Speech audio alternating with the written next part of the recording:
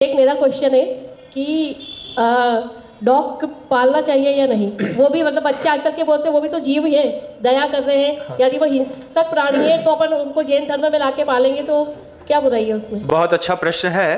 प्रश्न की अनुमोदना है कि घर में कुत्ते पालने चाहिए कि नहीं। एक दिन डायलॉग सुना था हमने बहुत पहले, हालांकि उसमें मेरा विश्वास नहीं है। लोग कहते हैं कि जो कुत्ते होते हैं वो कुत्ते पालते हैं, जो शेर होते हैं वो शेर पालते हैं, तपन गैया है तपन गैया पाल लेंगे। कुत्ते को आगम ग्रंथों में चांडाल संज्ञा दी गई है। उसकी प्रकृति मांसाहारी है।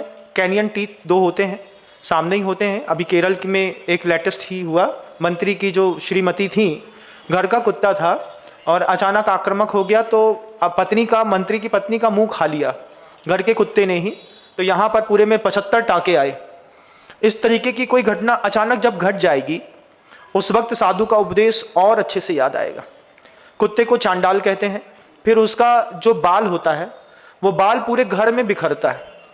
तो जिस घर में कुत्ते रहते हैं उस घर में, पूरे घर में आप कितना भी साफ कर लो, पूरे घर में उसके बाल बिखर जाते हैं। बाल बिखर जाने के कारण उस घर में कभी मुनिराज का पड़गाहन नहीं हो सकता। फिर आप सुबह शाम उसको पॉटी कराने के लिए बाहर ले जाते हैं, ठीक है, लेकिन जोड़ तो शरीर है।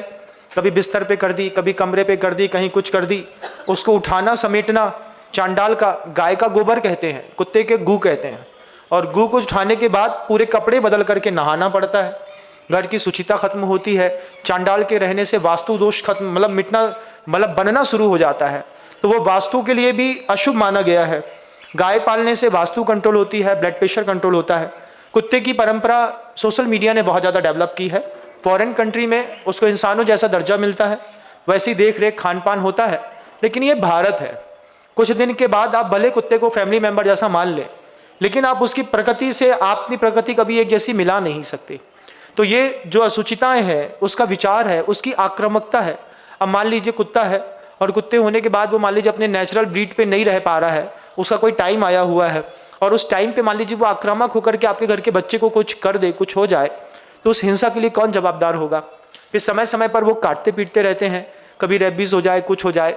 तो जितना प्रोटेक्शन हम कुत्ते को करते हैं, इसका 70% माइनस कर दीजिए, सिर्फ 30% प्रोटेक्शन में एक गाय बहुत अच्छे से पाली जा सकती है।